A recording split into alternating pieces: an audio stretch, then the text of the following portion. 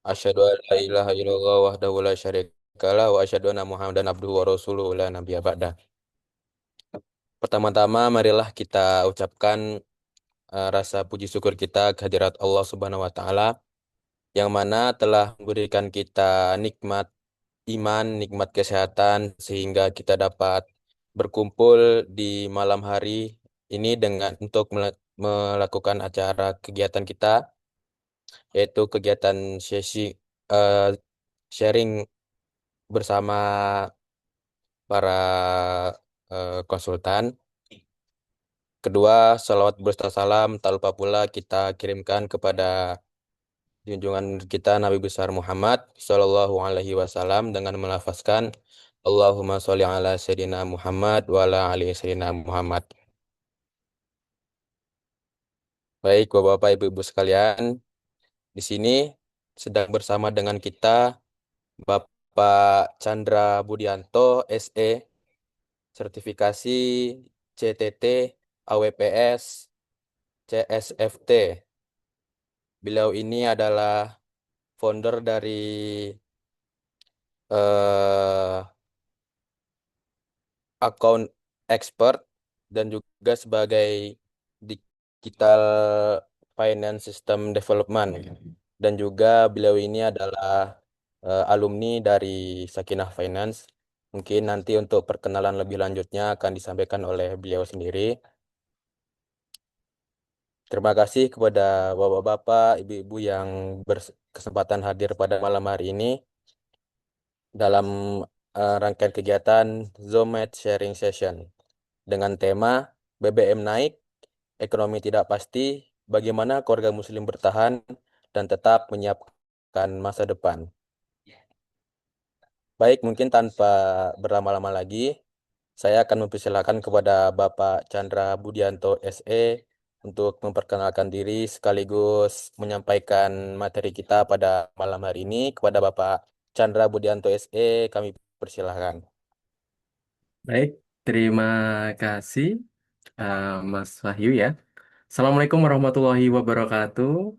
Waalaikumsalam warahmatullahi Ya, wabarakatuh. gimana kabar semuanya? Insya Allah sehat semua ya. Alhamdulillah sehat Pak. Alhamdulillah. Oke, baik saya sekalian izin share screen dulu ya. Sebentar, saya share. Oke.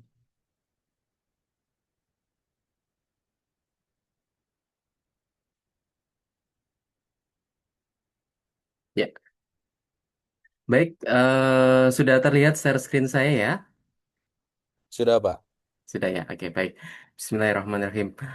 Assalamualaikum. Saya ulangi lagi ya. Assalamualaikum warahmatullahi wabarakatuh, Bapak Ibu. Waalaikumsalam warahmatullahi wabarakatuh. Ya, Bapak Ibu, malam ini kita nggak hanya membahas BBM naik ya. Jadi kita juga tidak hanya membahas harga-harga yang semakin terasa mahal kayak gitu ya. Yang ingin kita bahas adalah sesuatu yang lebih dekat dengan rumah kita. Bagaimana keluarga Muslim ini bisa tetap bertahan, tetap bersiap dan tidak kehilangan arah dengan kondisi ekonomi yang tidak pasti. Karena seringkali masalah keuangan keluarga itu memang bukan hanya soal kurang uang. Kadang uangnya ada, tapi belum punya arah. Masuk lalu cepat habis, ada kebutuhan, ada tagihan, ada keinginan, ada cicilan, dan tiba-tiba kita bertanya, kok udah habis ya? Eh, Kalau bahasa Jawanya kok wis entek ya? Kayak gitu. Jadi malam ini saya ingin sesi ini sesi yang praktis ya, bukan hanya teori. Kita akan refleksi, refleksi bersama-sama, melihat kondisi keuangan keluarga, mencoba dengan sistem ya, mungkin sistem zaman dulu pakai amplop-amplop itu, tapi nanti kita modernisasi dengan keadaan sekarang. Dan di akhir nanti Bapak Ibu juga punya langkah yang nyata untuk 30 hari ke depannya. Oke, biar saya tahu kondisi Bapak Ibu malam ini, saya akan ngetik ya di kolom chat ya. Eh, Mana yang paling terasa, kondisi mana yang paling terasa pada saat ini? Bentar, saya ketikkan mana di kolom chat. Oke, siap. Di sini ada 6 kondisi ya. Oke, apa yang Bapak Ibu rasakan. Yang pertama, silahkan ketik di chat ya, ada 6. Yang pertama, belanja bulanan makin mahal. Yang kedua, sulit menabung. Yang ketiga, cicilan terasa berat. Yang keempat, takut masa depan anak yang tidak siap. Atau yang kelima, penghasilan terasa stagnan. Atau yang enam, tidak tahu uang habis kemana. Coba silakan bisa ketik di sini kondisi mana yang mungkin Bapak Ibu merasakan saat ini. Satu, oke, Masya Allah. Belanja bulanan makin mahal. Oke, ini emak-emak ini. Oke, ada lagi?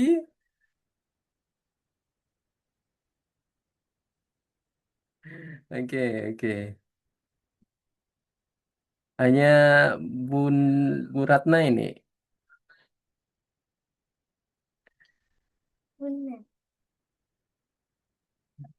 Oke, mungkin di dalam hati aja ya, mungkin pasti saya rasa jawabannya beragam ya. Ada yang paling terasa, mungkin ada yang dibelanja, ada yang cicilan, ada yang masa depan anak, ada juga merasa uang habis tak tahu entah kemana. Ya, betul gitu ya. Insya Allah malam ini kita, oh ada dua dan enam. Kapten Amrek, nah, oke. Sulit menabung, wah, dan tidak tahu uang habis kemana. Wah, ini nih. Insya Allah. Oke, baik. Mungkin sedikit itu ya. Bentar. Oke, ya, oke. Mungkin sebelum masuk ke materi ya, saya perkenalan singkat dulu ya. Saya Chandra Budianto, latar belakang saya di Finance, Accounting, Tax dan Business System. Sehari-hari saya banyak bertemu dengan persoalan keuangan, baik di perusahaan maupun keluarga. Dari pengalaman itu saya melihat satu pola yang mirip loh. Masalah uang itu sering bukan hanya karena tidak ada uang, tetapi karena uangnya belum tertata, belum dipisahkan, dan belum dipakai sebagai alat untuk mengambil keputusan. Makanya tadi itu salah satunya ada kondisi di mana sulit menabung gitu ya, atau nggak tahu uangnya kemana gitu ya. Selain itu saya juga membangun account expert dengan semangat sederhana sih. Keuangannya rapi, sistem tertata, bisnis bertumbuh. Itu dari prinsip dari eh, yang saya bentuk. Malam ini saya nggak hanya bicara sebagai orang yang paling tahu. Saya ingin menemani Bapak Ibu semua di Jumat malam ini sebagai teman diskusi aja ya, yang juga sedang belajar dan berikhtiar membangun sistem keuangan keluarga yang lebih baik. Tapi sebelum kita bicara angka, aplikasi, kantong-kantong, income, dan AI, kita mulai dari fondasi yang lebih dalam, ya, yaitu fondasi terkait mengatur uang bukan mengejar dunia. Fondasinya adalah fondasi keuangan keluarga. Nah, Bapak Ibu ini penting sekali. Jadi kita belajar mengatur uang itu bukan supaya makin cinta dunia, bukan supaya hidup makin konsumtif, bukan supaya kita hanya mengejar saldo, saldo, mengejar aset, mengejar gaya hidup, enggak seperti itu. Kita belajar keuangan agar dunia tidak menguasai hati kita. Karena dalam kehidupan keluarga ya, masalahnya itu nggak selalu karena kebutuhan makin banyak. Kadang yang membuat hidup terasa berat adalah keinginan yang nggak pernah selesai. Itu ya. Pernah dalam salah satu kajian ya, ada hikmah yang sangat bagus menurut saya. Ada hikmah yang sangat dalam. Jadi orang yang bersyukur itu akan Allah sederhanakan keinginannya dan Allah cukupkan kebutuhannya. Ini penting banget nih. Karena seringkali masalah keuangan keluarga itu bukan kurang pemasukan, tapi terlalu banyak keinginan yang nggak pernah selesai. Orang yang bahagia itu nggak selalu identik dengan yang banyak harta, banyak banyak orang punya penghasilan besar kan kalau kita lihat, tapi masih aja gelisah karena keinginannya terus bertambah. Sebaliknya ya, ada orang yang hidupnya sederhana, tapi hatinya lebih lapang karena keinginannya nggak macam-macam. Mungkin contoh kecil ya, anak-anak kita lah, anak kecil ini ya, mudah banget kan bahagianya karena keinginannya itu sederhana. pengen deket sama orang tuanya, pengen main bersama, jajan-jajan kecil di toko-tokoan mungkin paling sekarang ini toko-toko Madura itu udah bahagia loh, udah bahagia. Mereka bahagianya di situ. Kadang yang kalau saya sebagai orang dewasa ya, itu apa ya? Kadang mungkin sulit bahagia kok. Bahagia banget ya anak kecil nih ya. Bukan padahal kita udah dewasa ini bukan karena nikmat Allah itu nggak kurang, tapi karena ini nih mungkin penyebabnya ya, karena terlalu banyak membandingkan hidup. Maka malam ini ya, kita nggak hanya bicara bagaimana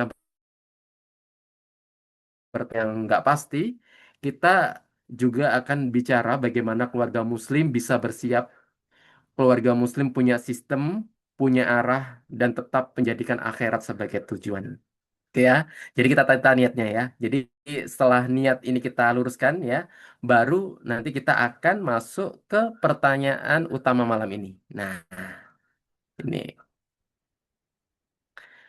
malam ini kita akan menjawab tiga pertanyaan. Ada tiga pertanyaan utama yang menjadi kompas kita malam ini. Pertama, bagaimana mengatur keuangan agar tetap aman? Ya. Yang kedua, bagaimana menyiapkan masa depan anak dan keluarga? Dan yang ketiga, langkah apa agar kita tidak terjebak masalah finansial? Ya. Jadi nanti saat kita bicara terkait sama sistem, aplikasi, income tambahan, AI, kemudian nanti saya sedikit menyentil terkait sedekah, wakaf, kurban, bahkan ibu ya, semuanya harus kembali ke tiga pertanyaan ini.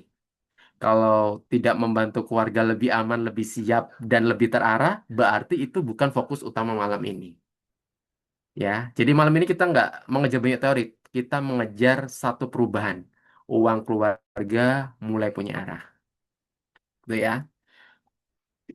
Jadi yang naik ini bukan hanya BBM ya. Jadi harga naik itu nggak datang sendirian.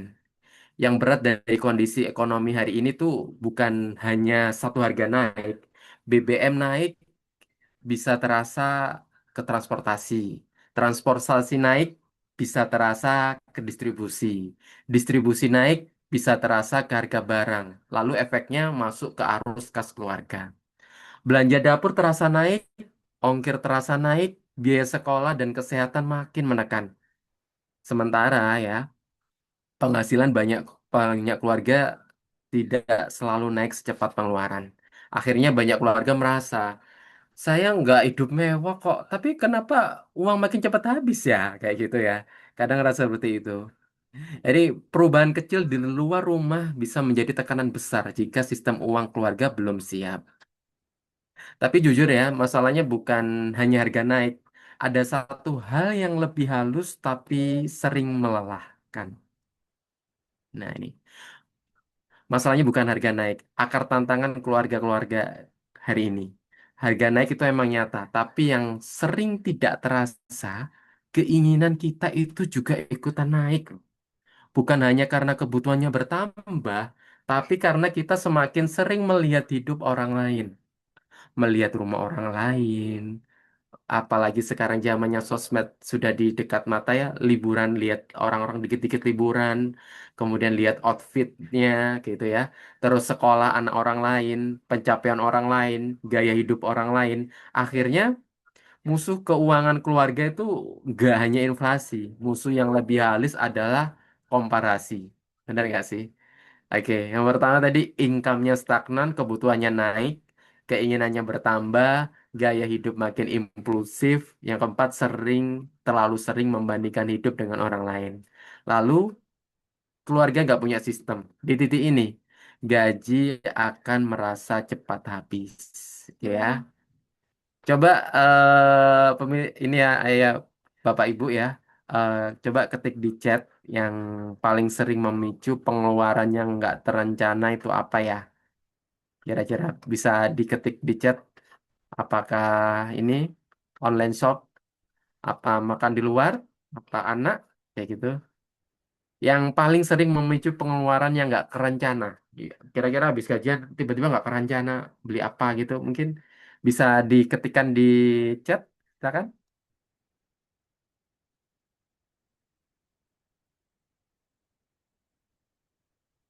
apa kira-kira pengeluarannya nggak kerencana, misalkan oh tiba-tiba makan di luar gitu ya, tiba-tiba nyicil, tiba-tiba ikut tren, atau mungkin karena melihat orang lain kayak gitu.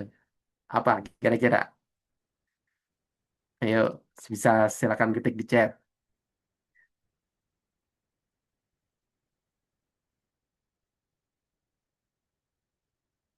Makan di luar, wah. Karena mungkin sekarang banyak-banyak promo ya, Bu Ratna. Oke. Aset atau kendaraan rusak mendadak. Wah. Kendaraan ya, ya ini ya kurang maintenance ini. Kepentingan sosial mendadak seperti saudara sakit. Ya, ini emang harus ada dana darurat ya, Bu Puji. Wah. Oke, Masya Allah. Harga naik emang berat ya, tapi ya keinginan yang ikut naik ini yang nggak sadar bisa jauh lebih berat dan melelahkan gitu ya. Jadi, oke terima kasih. Kalau harga naik bertemu dengan keinginan yang nggak diarahkan, itu biasanya dampaknya terasa di satu hal, gaji masuk tapi cepat habis. Benar gitu ya. Jadi saat ini banyak keluarga yang merasa gaji masuk hanya numpang lewat ya. Penyebabnya ini sering bukan satu pengeluaran besar, tapi yang pertama ya, semua uang bercampur di satu tempat. Nggak ada pembagian sejak awal. Uang makan, uang sekolah, uang listrik, uang cicilan, uang darurat, uang masa depan, semuanya ada di tempat yang sama. Ketika ada kebutuhan datang nih ya, semua mengambil dari sumber yang sama.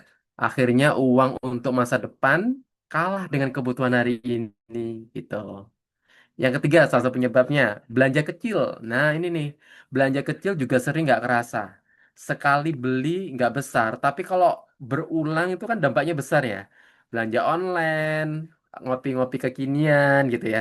Sekarang yang lagi seru ini langganan ya, langganan yang aplikasi-aplikasi apa ya, aplikasi apa gitu ya. ChatGPT, kemudian kadang apa nggak penting-penting itu langganan aja, Netflix apalagi itu yang film-film kayak gitu ya, terus jajan anak, ongkir, transportasi, semuanya emang kerasa kecil kalau nggak lihat satu-satu, tapi kalau dikumpulin tuh ya bisa menjadi salah satu kebocoran. Terus yang keempat penyebabnya pengeluaran, bukan pengeluaran besar ya, dana daruratnya belum kebentuk. Terus yang kelima, masa depan hanya menunggu uang sisa gitu ya. Oke, mungkin bisa ketik ya, ketik satu kata di chat yang paling sering bocor di mana. Oke, Bapak Ibu, silakan. Bisa diketik salah satu chat ya. Kira-kira yang paling bocor yang di mana nih?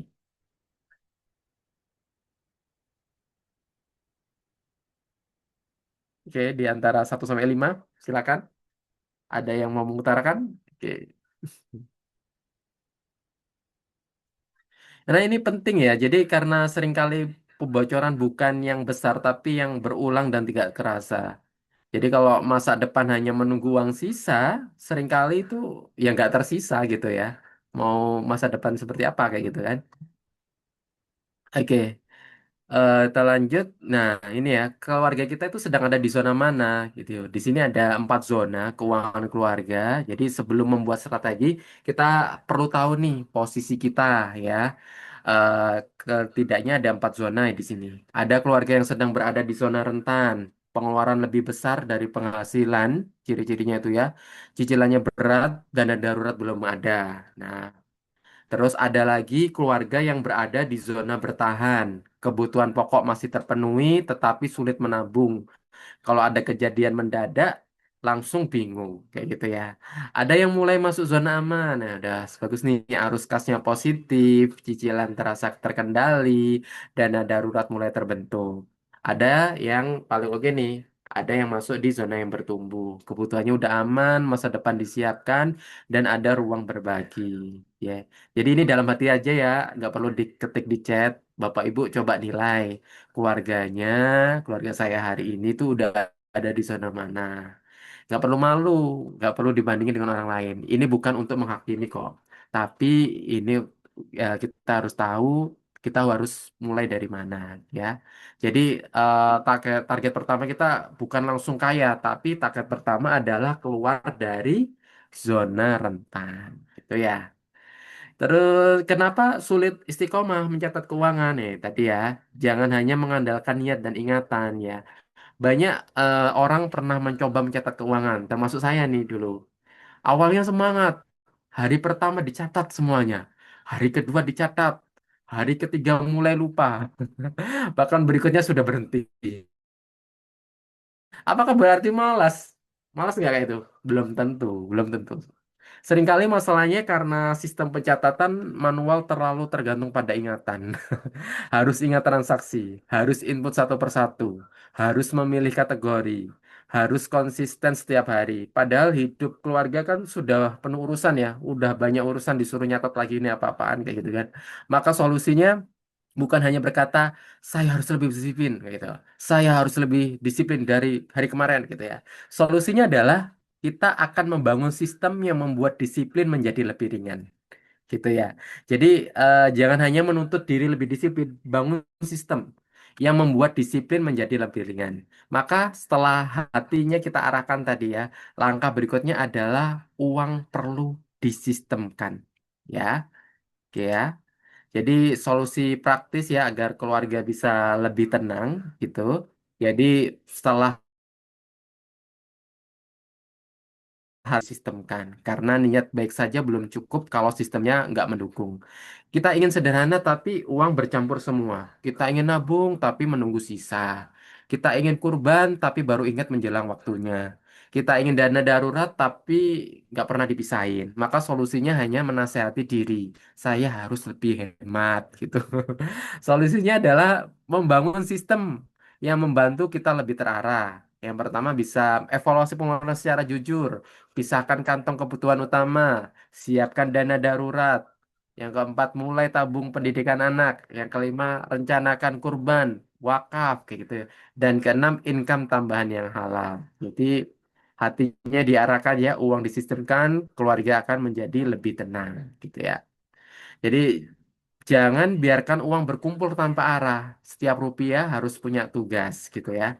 Bapak Ibu, setelah kita bicara bahwa hati perlu diarahkan, sekarang uangnya juga perlu diberi arah, ya. Karena salah satu penyebab uang cepat habis adalah semua uang berkumpul di satu tempat. Gaji masuk ke satu rekening, uang belanja dari situ, uang sekolah dari situ, uang listrik dari situ, cicilan dari situ, jajan dari situ, belanja online juga dari satu rekening, dana darurat juga harapannya dari situ, masa depan anak juga menunggu dari situ. Akhirnya semua kebutuhan berebut dari satu sumber yang sama.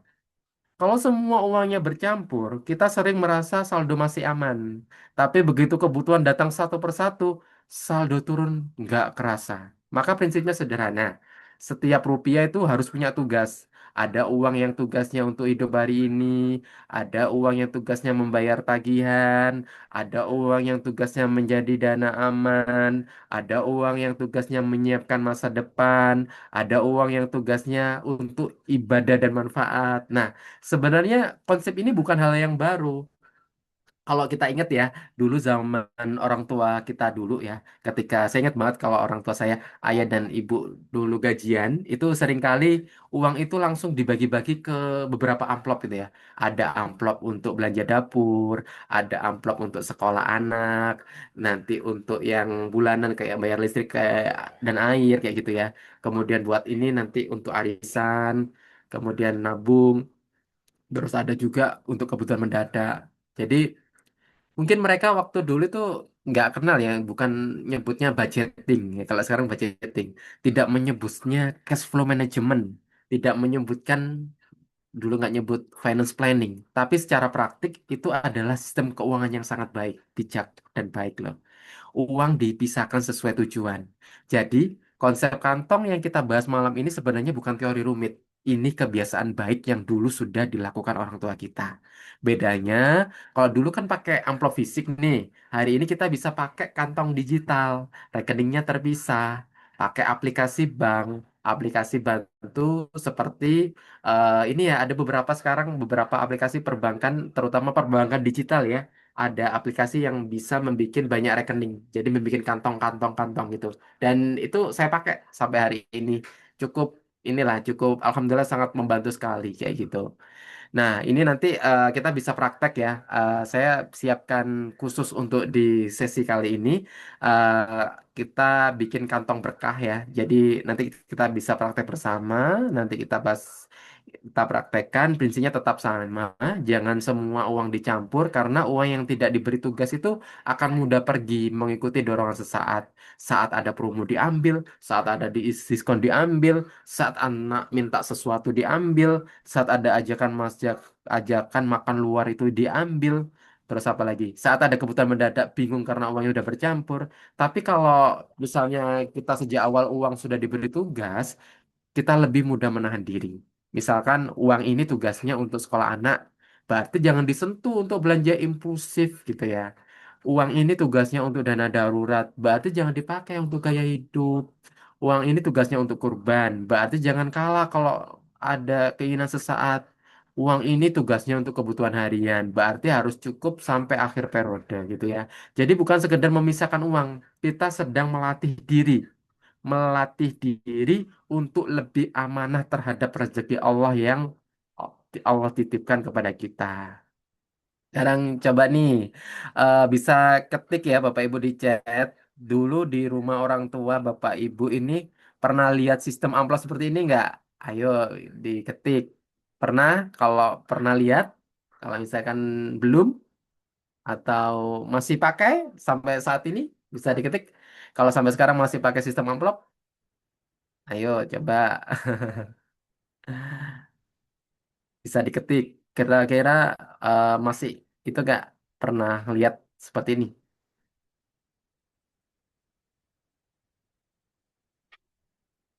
Ada? Oke, ada yang jawab satu nih. Masih, oke Pak Andrisal ya. Bagus nih Pak. Insya Allah ya. Oke, ternyata familiar ya Mas Ian ya. Ini menarik ya karena artinya kita nggak sedang belajar sesuatu yang asing gitu ya. Kita hanya sedang menghidupkan kembali kebiasaan baik tetapi dengan alat yang lebih sesuai dengan zaman ya. Bapak Ibu bisa manfaatkan kok. Ada beberapa bank itu yang bisa membikin rekening kantong-kantong seperti itu. Jadi kayak duplikasi-duplikasi. Jadi begitu aja, begitu sudah gajian, apa itu nanti bisa ada fitur yang namanya auto budget kayak gitu. Auto budget misalkan gajinya 10 juta itu nanti udah bisa langsung kita setting dulu di kantong ini, kantong A auto apa auto budgetnya sekian tiap tanggal berapa nanti itu bisa disetting. Itu sangat membantu ya. Jadi sekarang sudah zamannya digital, udah itu sangat bisa dimanfaatkan. Emang kalau dulu kan memang amplopnya kertas ya, sekarang amplopnya bisa digital gitu. Sekarang bisa di rekening atau lewat aplikasi, tapi prinsipnya sama, itu uang diberi tugas sejak awal gitu ya. Oke, jadi setelah kita paham ya bahwa uang perlu diberi tugas, pertanyaan berikutnya adalah kantong apa saja yang perlu dibuat. Jangan terlalu banyak dulu, jangan langsung rumit. Kita mulai dari 4 kantong ini ya, keempat kantong inti keluarga. Ya, ini 4 kantongnya. Jangan pertama ada kantong hidup ya. Ini untuk belanja rumah, makan, transportasi, dan kebutuhan harian. Yang kedua ada kantong tagihan. Ini untuk sekolah, listrik, terus bayar apalagi internet, apalagi cicilan, cicilan yang sehat pastinya, kayak gitu. Terus yang ketiga adalah kantong aman. Ini untuk dana darurat ya. Ini harus memang benar-benar disisihkan untuk kebutuhan yang nggak terduga. Tadi ada yang bilang untuk apa sosial kayak gitu ya. Terus yang keempat adalah kantong masa depan. Ini untuk pendidikan anak, untuk rumah, untuk usaha, untuk umroh gitu ya, atau tujuan besar keluarga. Setelah itu baru tambah kantong-kantong sesuai dengan kebutuhan masing-masing. Contohnya, kalau kita pengen kurban, nah kita bikin kantong kurban gitu. Sedekah, wakaf gitu ya, usaha dan pendidikan. Nah itu kita bisa bikin kantongnya sendiri. Jadi Nggak semua keluarga itu harus punya kantong yang sama, tapi semua keluarga perlu punya arah yang jelas. Yang penting uangnya itu jelas arahnya kemana, yang nggak kehilangan arah. Oke, kita saat ini bisa praktek sih. Saya siapkan untuk aplikasinya. Kita bangun sistem keuangan ya. Sekarang kita masuk praktek. Bapak Ibu bisa akses ke link yang ada di layar ya, atau mungkin saya ketikkan ya di chat. Sebentar, saya kopikan. Ya, oke, silakan bisa kita buka aplikasinya atau scan QR code yang tampil di slide ya. Aplikasi ini kita gunakan sebagai alat bantu praktek ya. Jadi uang Bapak Ibu tidak masuk ke aplikasi ini. Ini bukan rekening, bukan dompet digital. Sebentar, saya share screen-kan dulu aplikasinya. Nah,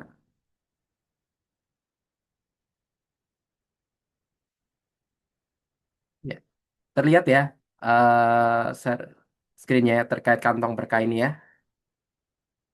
Terlihat, Pak. Oke, terlihat ya. Oke, jadi ini bukan rekening ya, bukan dompet digital, bukan aplikasi pinjaman. Fungsinya adalah membantu kita melihat kondisi keuangan, membagi uang ke beberapa kantong, melihat area kebocoran, dan menyusun action plan sederhana. Boleh pakai data asli, boleh juga pakai angka simulasi. Jadi target malam ini bukan sempurna tapi mulai punya arah ya. Jadi kita ini ya saya beri waktu sekitar 5 sampai 7 menit langkahnya itu udah langsung di sini ya. Langkahnya kita mulai di sini ada menu praktek Zoom. Oke. Kita akan buat kantong ya. Kita akan masukkan penghasilan dulu ya.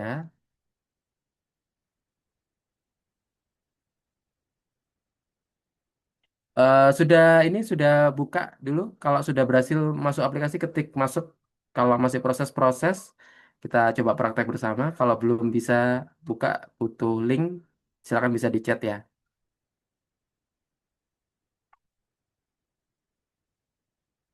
Oke, sudah masuk. Ya.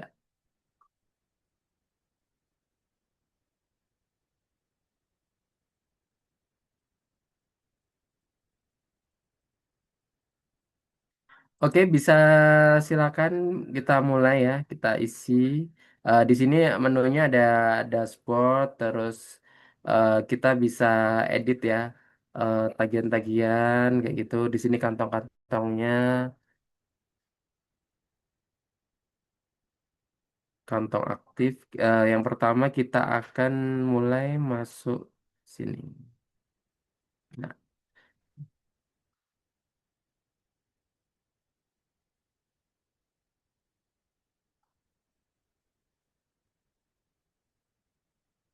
oke, kita isi finansial. Kita buat kantong starter dulu. Isi data simulasi.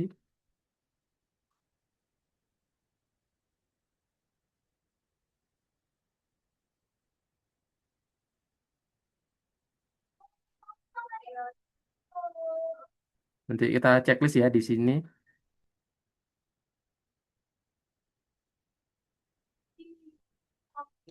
Oke, kita bisa mulai di sini ya di check up penghasilan per bulan ya.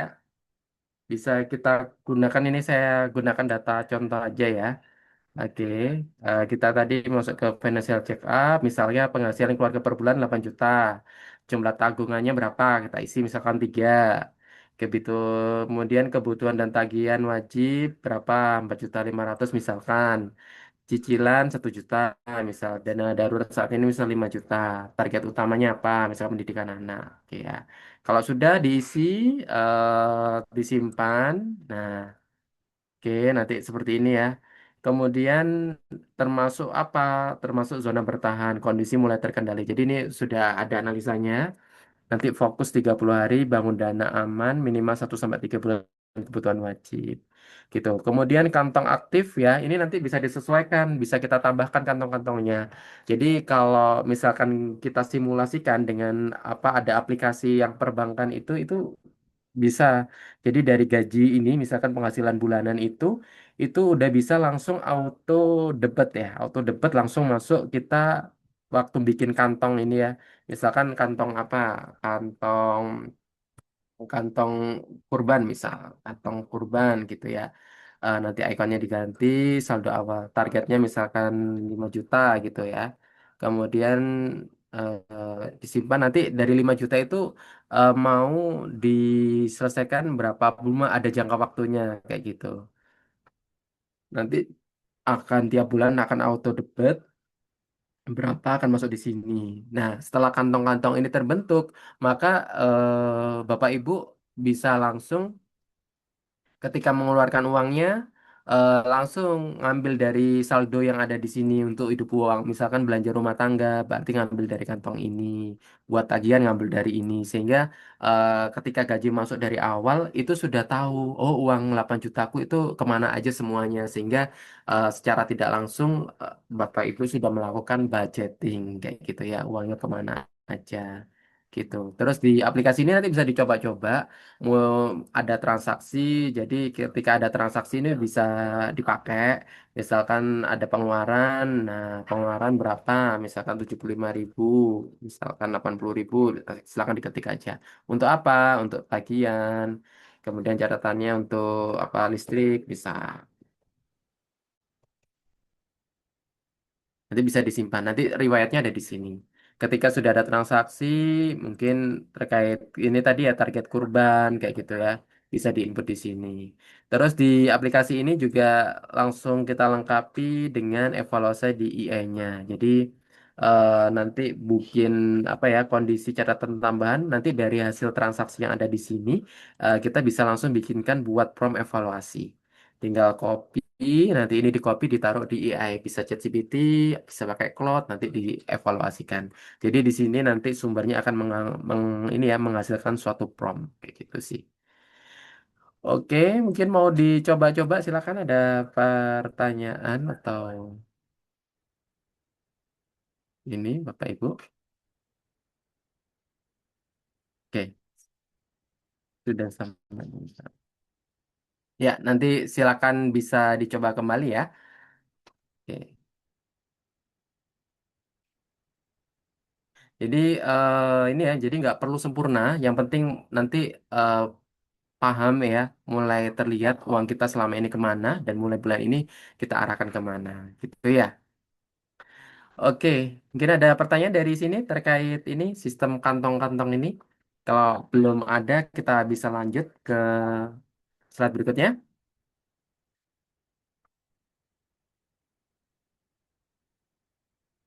Oke, ada pertanyaan. Jadi aplikasinya ini hanya untuk mencatat atau bisa untuk pembayaran? Ya, aplikasinya ini mencatat ya. eh untuk pembayaran nggak bisa, ini hanya mencatat saja. Jadi ini membantu aja. Yang saya maksud aplikasi yang tadi itu Bapak Ibu udah mulai memanfaatkan ini eh, perbankan digital. Sekarang apa ya? Ini banget apa? Lagi marak perbankan digital yang pakai sistem kantong ini. Yang saya pakai mungkin saya nyebut merek ya. Saya pakai Jago Syariah ya. Di situ sudah ada fasilitas itu. Ada juga BCA. BCA itu ada menerbitin BCA digital itu juga ada. BSI pun juga ada. Itu tinggal nanti kita nambah-nambah rekening-rekening kayak gitu. Ada lagi, saya telah join ini aplikasinya tujuannya untuk mencatat pengeluaran kita dan target tabungan untuk kebutuhan tertentu. Ya, iya betul. Dan untuk checklistnya ini untuk apa ya? Checklistnya itu tadi untuk ini sih ngelihat kita sudah merencanakan 30 hari ke depan itu apa aja. Oh, udah dicek, ngecek-ngecek aja apa. Oh, sudah melakukan ini, melakukan itu untuk evaluasi. Gitu kira-kira Kak Rifki. Terus ada lagi Mas Jan untuk dana tak terduga itu gimana?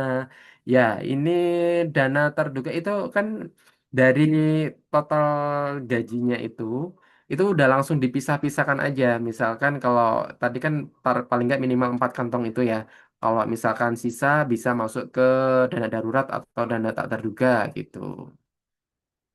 Terus ada aplikasinya Play Store nggak, Pak? Oh, saat ini masih belum saya upload di Play Store ini ya. Mudah-mudahan nanti di sesi selanjutnya, insya Allah lah. Mudah-mudahan saya bisa bikinkan di Play Store gitu. Oke, mungkin saya rasa itu dulu kita lanjut ya. Nah, ini ya. Terima kasih atas responnya. Ini yang cukup penting juga ya, terkait jangan bergantung hanya pada satu pintu income. Jadi kita tadi sudah ngatur uang arahnya kemana pengeluarannya, tapi sekarang kita juga income juga perlu dikuatkan, ya. Jadi mengatur pengeluaran itu emang penting, ya. Tapi saya perlu jujur ya, berhemat saja itu kadang nggak cukup. Kalau harga naik dan penghasilan kita nggak ikut naik, terus ada resiko PHK atau usahanya turun, kebutuhan anak semakin besar semakin tinggi ya, keluarga tetap pasti akan tertekan. Loh. Maka keluarga perlu mulai memikirkan ketahanan income. Tapi ini bukan ajakan untuk resign ya, bukan, bukan. Ini bukan ajakan juga untuk saya minta Bapak Ibu semua untuk nekat bisnis.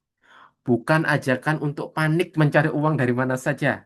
Ini ajakan untuk mulai membangun pintu penghasilan tambahan secara bertahap. Pekerjaan utama tetap dijaga. Nafkah yang sudah ada tetap disyukuri dan dikelola. Namun ya, kita pelan-pelan, kita perlu bertanya, kalau satu pintu penghasilan terganggu, apakah keluarga saya punya pintu yang lain mulai dibangun? Gitu ya. Ya, terus seperti itu kan ya. Jadi di sini saya minta jangan panik tapi jangan pasif ya. Jadi income tambahan itu merupakan ikhtiar yang terukur. Jadi dalam mencari income tambahan itu ada dua sisi yang perlu dijaga. Yang pertama jangan panik tapi jangan pasif. Kalau panik kita mulai tergiur skema cepat kaya. Mudah ikut bisnis yang nggak dipahami, mudah berutang untuk sesuatu yang belum jelas.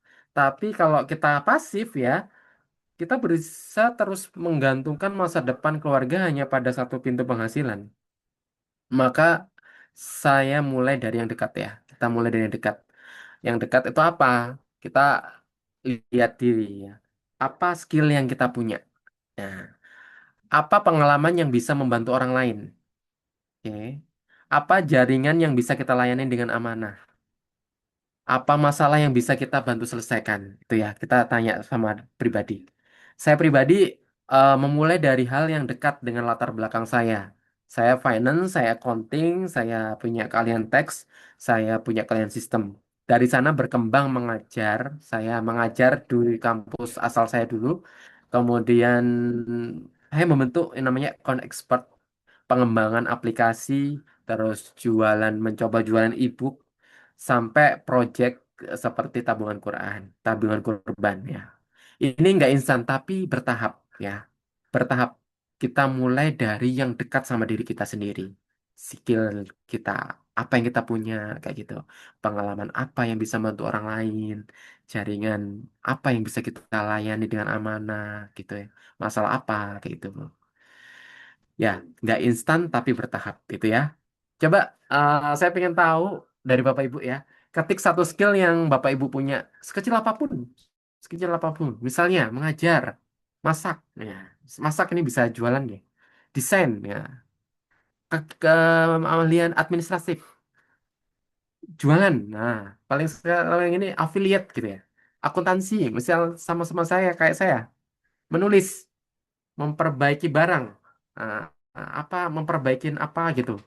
Mungkin ada kalian komunikasi. Mungkin ada apa lagi? Mengelola acara. Ah, wah, ini Pak mengajar. Oh, keren. Akuntansi dan pajak. Oke, Mas Rifki, Maria mengajar. Oke. Jadi intinya ya, jangan nekat tapi jangan diam. Gitu ya. Oke, good. Jadi masa depan anak itu tidak menunggu uang sisa ya. Anak kita tidak menunggu ekonomi stabil. Gitu. Anak-anak kita tidak menunggu ekonomi stabil ya. Usia mereka terus bertambah, kebutuhan sekolah tetap berjalan, kesehatan perlu dijaga, karakter dan akhlak perlu dibentuk. Saya kutip dalam Quran An-Nisa ayat 9 mengingatkan kita agar jangan meninggalkan generasi yang lemah. Lemah di sini bisa luas. Lemah iman, lemah ilmu, lemah akhlak, lemah ekonomi, dan lemah kesiapan hidup. Maka ketika kita membuat kantong masa depan, ya, itu bukan sekedar tabungan. Itu sebagian dari ikhtiar agar anak-anak kita tidak tumbuh dalam kondisi rapuh. Coba ini dijawab dalam hati aja ya.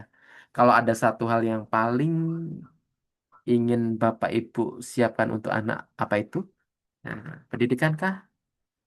kesehatannya kah, hafalannya kah, skillnya, apa nyiapin rumah, lingkungan yang baik, ya. Jadi orang tua nggak bisa ngontrol seluruh masa depan anak, tapi orang tua bisa mulai menyiapkan jalannya. Gitu. Oke. Nah, ini satu sesi ya terkait ini ya kantong kurban ya. Kurban ini salah satu yang bisa menjadi waiting list, menjadi waiting tahu apa satu kantong sendiri karena ini ibadah yang sebenarnya bisa direncanakan. Jadi kurban itu waktunya kan jelas ya, waktunya jelas tahun sekali. Seringkali baru benar-benar dipikirkan ketika sudah dekat Idul Adha. Akhirnya kita semua ngerasa berat. Bukan karena nggak ingin, bukan karena nggak cinta ibadah, tapi karena nggak disiapkan sejak awal gitu ya. Contoh ya, target kurban 4.200.000. Kalau saldo awalnya 600, berarti sisa kebutuhannya 3.600.000. Kalau waktu tersisa 12 bulan, maka cukup hanya 300.000 per bulan. Jadi di aplikasi kantong berkah tadi emang sengaja saya buatkan untuk bisa menghitung target kurban secara sederhana. Jadi dari keresahan inilah saya mengembangkan namanya Takur. Takur dikembangkan tabungan kurban. Takur membantu agar niat kurban tidak berhenti sebagai niat tetapi menjadi progres yang bisa dipantau. Ya, ini salah satu teknologi, ada salah satu aplikasinya kayak gitu ya. Oke, terus selanjutnya kita ke 5 jebakan finansial keluarga ya. Banyak masalah uang dimulai dari keputusan kecil. Jadi ada 5 jebakan finansial yang perlu diwaspadai keluarga. Pertama, menutup kekurangan dengan utang konsumtif. Ya, ini jangan. Terus yang kedua, membayar cicilan lama dengan utang baru. Ya kayak gali lubang tutup lubang gitu. Tiga, menganggap semua pengeluaran sebagai kebutuhan. Nah, yang keempat, tidak membahas uang dengan pasangan. Dipendam sendiri. Nah, padahal udah punya pasangan gitu ya. Kelima, menunda dana darurat karena merasa belum mampu. Ntar kayak gitu ya. Masalah finansial tuh emang jarang datang tiba-tiba. Biasanya tumbuh dari pola kecil yang dibiarkan. Awalnya satu kali pakai peleter gitu ya. Apa letter-letter yang lain gitu ya. Mau liburan juga pakai letter-letteran gitu ya. Lalu terbiasa. Awalnya cicilan masih terasa aman, lalu sedikit waktu berjalan bertambah. Awalnya nggak bicara sama pasangan, lalu tiba-tiba saling menyalahkan ketika kondisinya sempit gitu ya. Jadi keuangan keluarga yang sehat itu bukan berarti nggak pernah salah, tapi cepat sadar sebelum masalah membesar. Nah, AI ya ini ya, sebagai teman evaluasi ya, hari ini memang teknologi sudah sangat memudahkan kita belanja. Marketplace mudah, QRIS mudah, transfer mudah, pay letter mudah, semuanya mudah. Tapi pertanyaannya, apakah teknologi juga sudah kita pakai untuk mengendalikan diri? AI bisa membantu kita membaca pola pengeluaran. Misalkan, kita punya ringkasan pengeluaran. Tadi ya kita pisahkan pakai aplikasi tadi. Kita sudah ada ringkasannya belanja harian, transportasi, cicilan, sekolah, biaya makan di luar, hiburan berapa itu kan semua ke record ya. Kita bisa minta bantuan AI, membantu membaca mana yang naik, mana yang perlu diperiksa, kita evaluasi, mana yang masih wajar dan apa tindakan realistis untuk 30 hari ke depan. Tapi hati-hati, jangan unggah data sensitif, jangan masukkan nomor rekening, nomor lengkap, alamat, atau detail pribadi. Cukup masukkan ringkasan kategorinya aja, ya. Mungkin kita ada tadi ya ada sudah saya siapkan contoh promnya ya. Dari ringkasan pengeluaran ini bantu saya melihat kategori mana yang perlu diperiksa, gitu. Mana yang masih wajar dan apa 3 langkah realistis untuk 30 hari ke depan. Jadi di sini AI-nya bukan hakim ya. AI adalah cermin, gitu ya. Uang tidak hanya untuk dihabiskan, ya. Dalam Islam ya, uang itu bukan hanya alat belanja. Uang itu adalah amanah. Ada bagian yang dipakai untuk menghidupi keluarga. Ini utama. Nafkah keluarga tidak boleh diabaikan. Ada bagian untuk melindungi keluarga dari resiko, ini yang namanya dana darurat. Ada bagian untuk menyiapkan masa depan. ada bagiannya juga untuk menunaikan ibadah seperti zakat, sedekah, kurban. Nah, dan ada bagian yang bisa menjadi manfaat panjang, wakaf. Saya ingin luruskan ya, wakaf bukan pengganti pajak ya. Pajak punya aturan sendiri, zakat punya aturan sendiri, wakaf punya karakter sendiri. Jadi wakaf adalah jalan agar sebagian harta tidak hanya bisa habis untuk hari ini, tetapi terus memberi manfaat, gitu ya. Oke, jadi sebagian uang menghidupi hari ini, sebagian bisa menyiapkan di akhirat kita. Gitu. Jadi ini ya ada tantangan 30 hari ya Bapak Ibu. Jangan pulang nanti hanya membawa catatan, jangan pulang hanya merasa oh iya materinya oke gitu ya. Amin gitu. Karena yang mengubah kondisi keluarga itu bukan insight tapi tindakan. Maka saya ingin Bapak Ibu memilih minimal 1 sampai 3 aksi untuk 30 hari ke depan. Tidak perlu semuanya, pilih yang paling dekat aja. Kalau belum punya dana darurat, mulai dari kantong aman. Kalau kurban terasa berat, mulai dari kantong kurban. Kalau sering tidak tahu uang habis kemana, mulai dari evaluasi pengeluaran. Kalau sering salah paham dengan pasangan, mulai dari ngobrol keuangan. Itu aja sederhana aja. Kalau income terasa rentan, mulai petakan satu skill yang bisa menjadi peluang, gitu ya, mencari penghasilan tambahan. Gitu ya. Oke, bisa kembali ke chat ya. Dalam 30 hari ke depan saya akan mulai dari apa nih kira-kira Bapak Ibu? Bisa diketikkan ya, mulai dari poin berapa? Yang mudah lah. Oke. Fokus kecil hari ini ya, bisa hasil besar di masa depan gitu. Oke, bisa silakan direspon kira-kira tantangan 30 hari ke depannya. Kira-kira akan ngapain ya? Dari 1 sampai 9. Oke. Oh, ada Bu Ratna nomor 4. Nah, apa ini? Menentukan target pendidikan. Nah, Masya Allah. Masya Allah ini penting ini. Nomor Pak Andrison. Nomor 6. Mengevaluasi laporan dengan AI. Ya, dimanfaatkan. Nah, Bu Nia nomor 6 juga. Oke. Pak Rifki membuat 4 kantong inti, memulai kantong aman. Wah, Masya Allah, mengurangi satu kebocoran. Masya Allah. Ya, yang penting ada action. Bu Marian poin 9 memetakan peluang income tambahan. Nah, jadi virtual accounting gitu ya Kak ya. Bu Mariam, in this economy 2 dan 7 memulai kantong aman, yes. Dan diskusi dengan pasangan ya, good, good, insya Allah. Ya fokus kecil ya, fokusnya kecil, hasil besar di masa depan insya Allah. Gitu ya. Oke, ini ya, jadi malam ini kita baru membangun fondasi ya. Ini masih fondasi, insya Allah materi ini akan saya lanjutkan ke dalam e-book yang judulnya Gaji Gitu-Gitu Aja, tapi hidup tetap harus jalan. Jadi e-book ini bukan teori berat tapi panduan praktis agar keluarga bisa membangun sistem uang yang lebih aman, lebih terarah, dan tetap bernilai ibadah.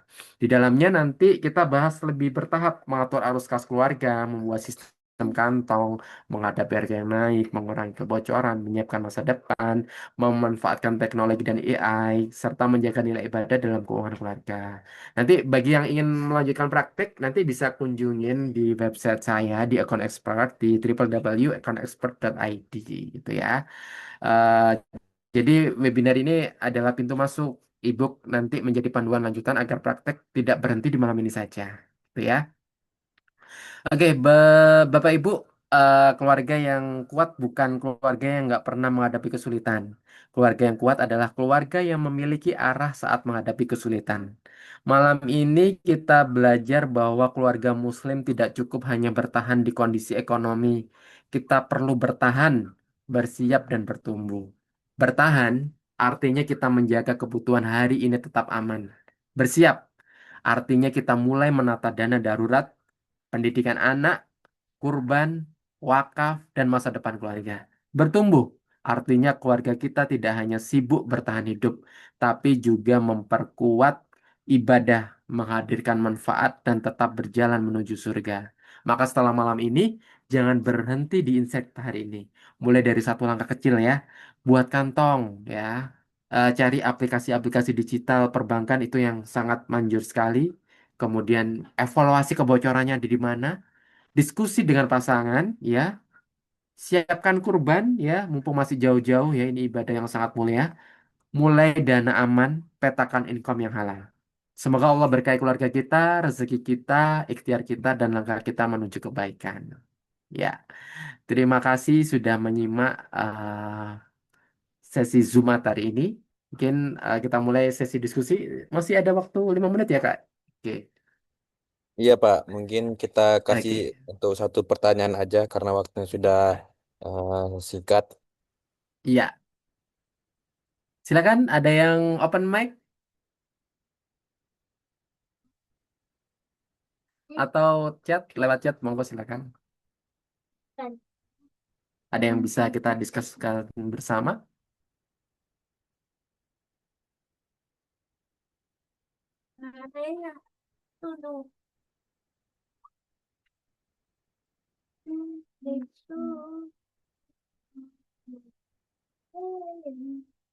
Oke, baik. Kalau Kak sendiri 30 hari ke depan mau main apa nih? Udah mau melakukan apa nih rencananya?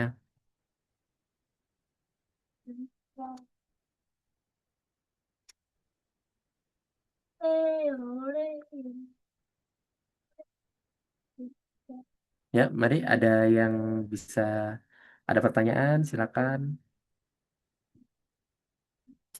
Oke, Bunia Rahman. Nah, bagaimana agar konsisten melakukan langkah awal 30 hari ke depan, Pak?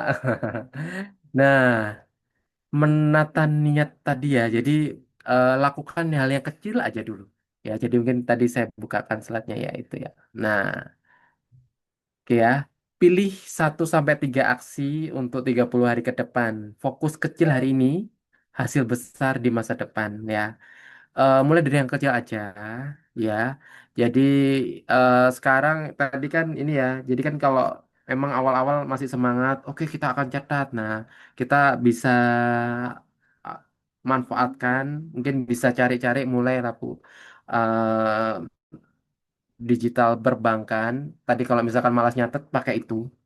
Kalau yang saya pakai itu eh, tadi saya bilang Jago Syariah itu ada rekening. Jadi saya ketika waktu ada uang masuk itu udah langsung saya petakan. Kalau sistemnya kita langsung persentase.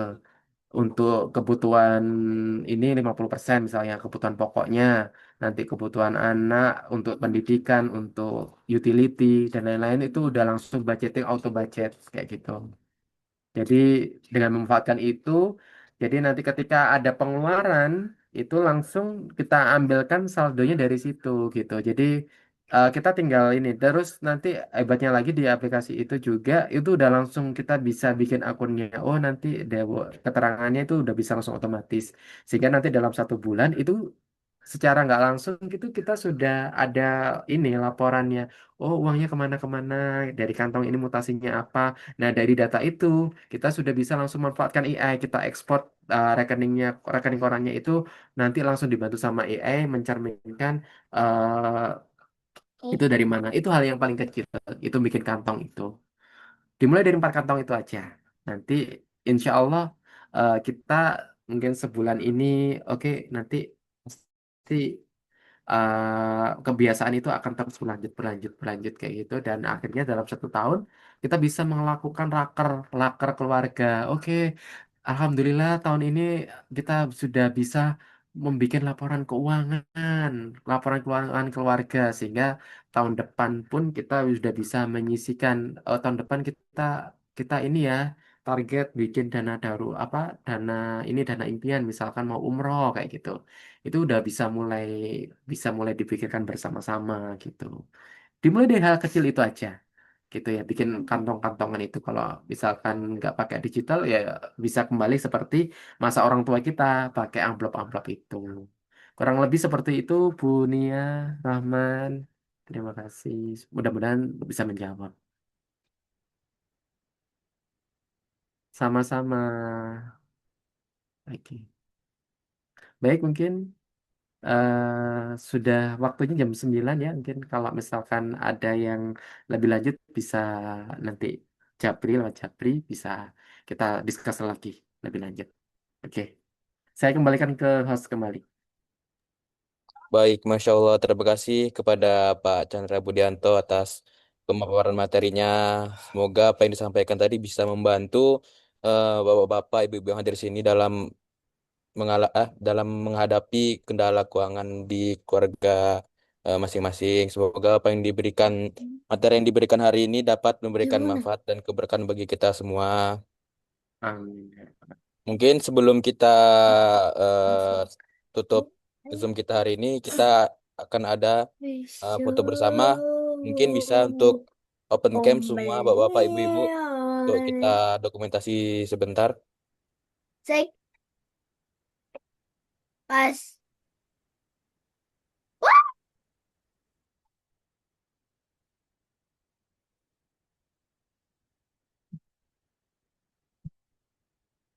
Baik, saya akan dokumentasi terlebih dahulu. Satu, dua,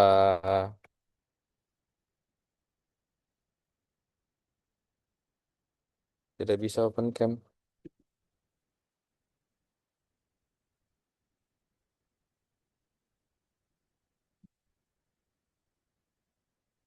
Oke, orang sekali lagi.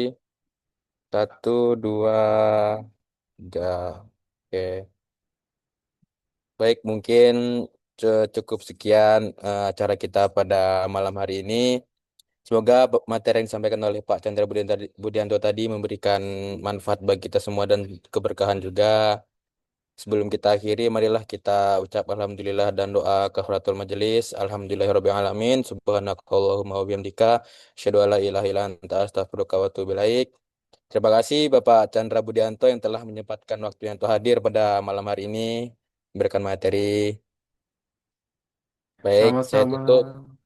Baik, Bapak, saya tutup. Wabillahi taufiq wal hidayah. Assalamualaikum warahmatullahi wabarakatuh. Waalaikumsalam warahmatullahi Wabarakatuh. wabarakatuh. Oke.